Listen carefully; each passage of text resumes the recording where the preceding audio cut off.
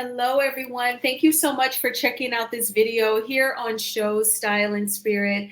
I am Ebony, of course, and as you can see from the title of this video, I'm going to be giving my commentary on the most recent Messy Monday show starring Carlos King and Dr. Heavenly. And particularly, I want to give my commentary on Carlos King dragging Miss Black Titanic. He pretty much tried to rewrite history about what happened at Stormy's warehouse that day. And also, I'm going to share with you all their take on the millimeters, as well as Dr. Heavenly noticing something about Marsau when it comes to the beautiful Melody Cherie. So now, before we get into these sound bites, I ask that you all please hit the like button on this video. By doing so, it will sort of stimulate the video, recommending it to more people who enjoy discussing the various topics surrounding love and marriage Huntsville. And if you have not already done so, please subscribe to Show Style and Spirit. I would definitely love to have you as one of the showstoppers. And everything that I'm saying in this video is alleged and just my opinion. And the Copyright Act of 1976 says that my fair use commentary on these sound bites are allowed for criticism. Okay, so let's go ahead and get started. I'm going to start off with what Carlos said about Black Titanic. I want to definitely get into this sound bite. So I'm just going to play it right now. This is a general introduction into it, and then I'll come back with my commentary. When they think it would be a warrant for harassing conversation. So this is what's so interesting. Okay, so a fan went to Stormy's place of business to record her, to stalk her, to harass her, pretty much, right? And this has been happening for a while. It's not just one time this person did this. This person has been doing this continuously, right? So finally, Stormy, because the woman this time opened up the door to the warehouse and went inside of her establishment. So imagine Fan going into your dental office to cuss you out, and this time she actually went inside of your office, right? Like your personal space. So that's when Stormy, rightfully so, lost it and started yelling and cussing her out. What was interesting about this charge, the charge is harassment and communication, which is interesting because Stormy was on her own property. This person was on her property entering, not Stormy doesn't have a store. This is her warehouse, Heavenly. So I can paint the picture for you. It is not open to the public. So she's trespassing. So the one recorded it, and we know how this works. You can file charges on anything, child. You can file charges in any situation. So she filed charges that she was harassed. It's too much. I've had that happen to me before. Somebody coming to my office, recording. You know what I'm saying? Recording. And I'm like, what the hell? Thankfully, I wasn't there, or I might have paid a charge. But, I try to keep it professional in my office. But this one lady, she came in with a recording, and it was on a Saturday. And then she recorded all down the hall, took pictures, and then she gave me a Google review saying that I wasn't open when my Google says I'm open 9 to 2. But it also says by appointment only. I'm not sitting in my office on Saturdays. And usually, it's, if I got an appointment, a person has already had, Anyway, long story short, she came back. She was recording in the office when I wasn't there. But it's just a lot. It's a lot that goes on with reality TV. It's good, bad, and ugly. But, you deal with it and you try to keep it professional. But when somebody's on your own space, sometimes it's a trigger for you because you never know what their intentions are. So I'm for Stormy. I'm sure she'll beat that charge or whatever. She probably just need to turn herself in and get it over with. You know what I'm saying? Well, you'll see what. So next week, she does turn herself in. And you'll find out on this. Well, I can tell you now. I'll tell you now. She turns herself in because I don't think we captured this part during the hiatus. But long story short, the case was dismissed. Right, for sure. Yeah.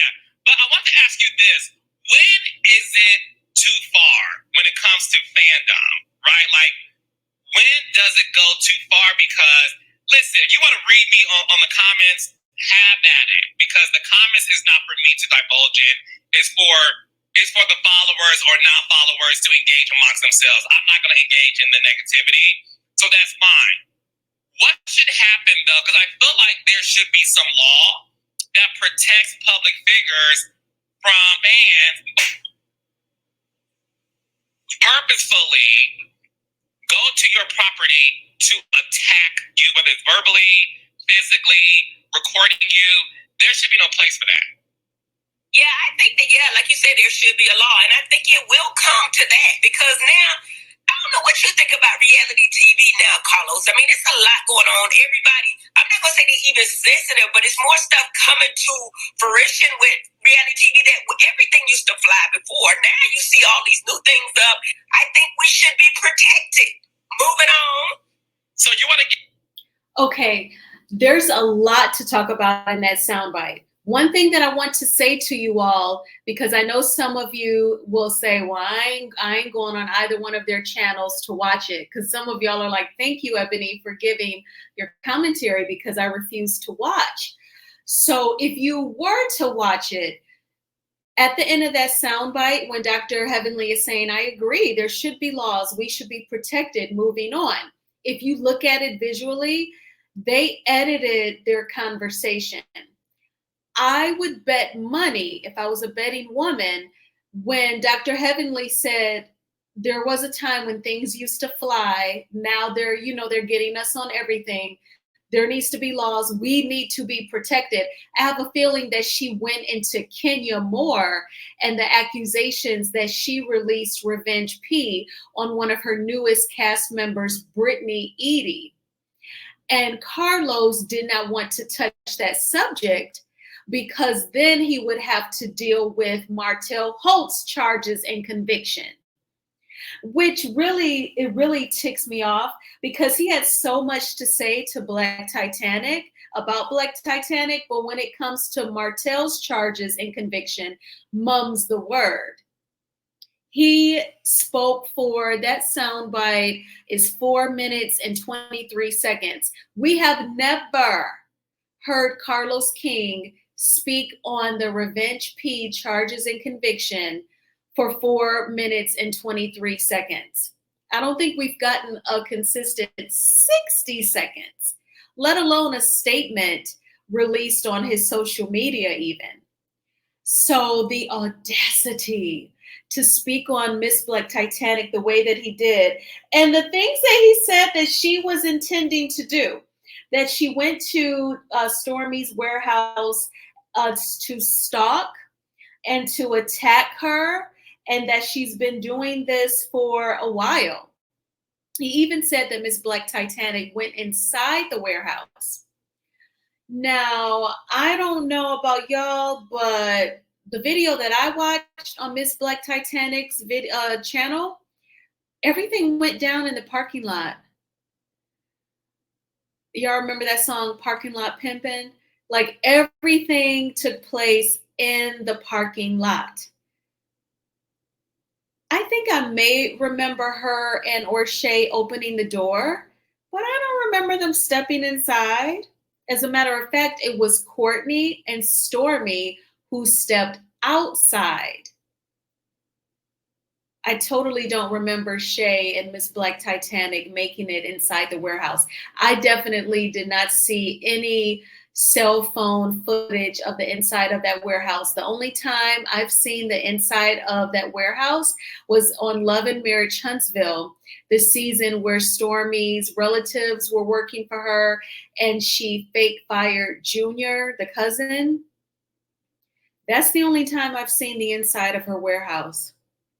So I do not think that it's fair to Miss Black Titanic for him to rewrite what happened, knowing that this Messy Monday show airs on his and Dr. Heavenly's YouTube channels, where they may not know Miss Black Titanic's channel.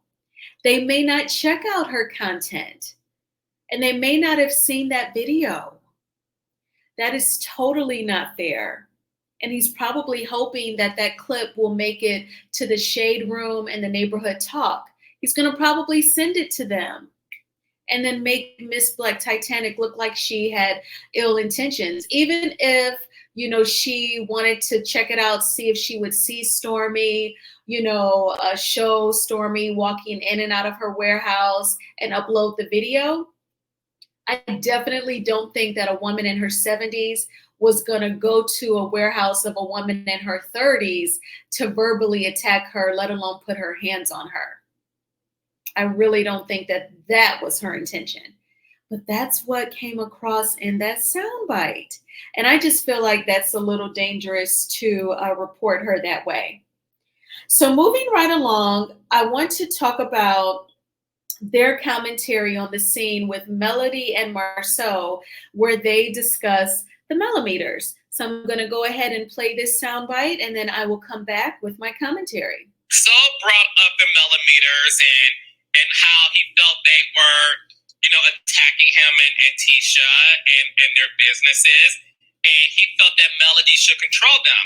And Melody responded by saying, "How can you expect me to control people I don't know when your mother-in-law, Miss Wanda, talks shit about me and y'all don't control her, and that's somebody who's actually in your own household," right? So then Marsau went to inform Tisha about that conversation because Marsau actually agreed with Melody that she made a good point. What did you think about that?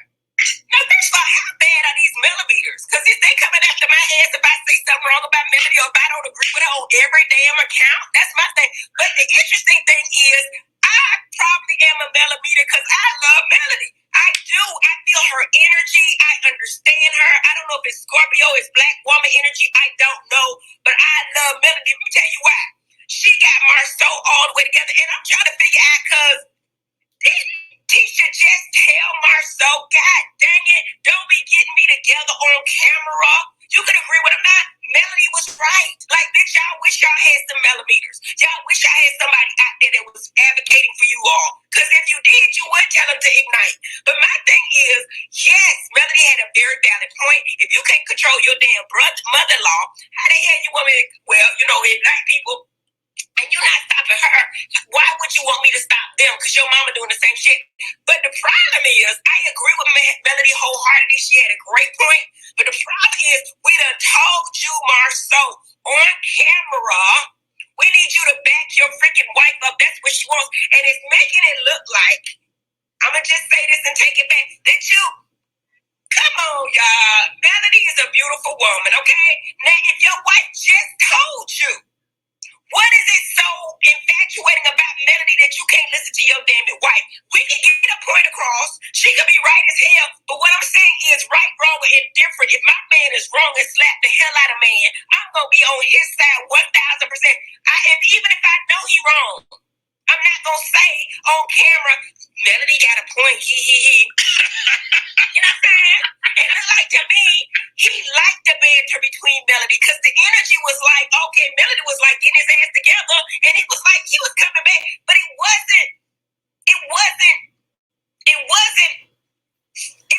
bad for me. I felt like it was good energy. Like, it was like he was bantering back and forth with her. But so Dr. Heavenly, she pretty much was acknowledging that the millimeters, we get into the behinds of the cast members. And she said that it would not be fair. I'm paraphrasing, obviously. It would not be fair to Melody to try and say you need to control your fans when they already know that they can't even control Wanda. So I am thankful that Dr. Heavenly had that real commentary, that realistic grip on that scene and on the situation. And as usual, when it comes to the millimeters, Carlos King does not really give an opinion. And I feel like this is an example of his pre-production of their Messy Monday show. He asked Dr. Heavenly to give her commentary. He would tee it up so that he doesn't look completely silent. So he brought up the scene and then she gave her commentary.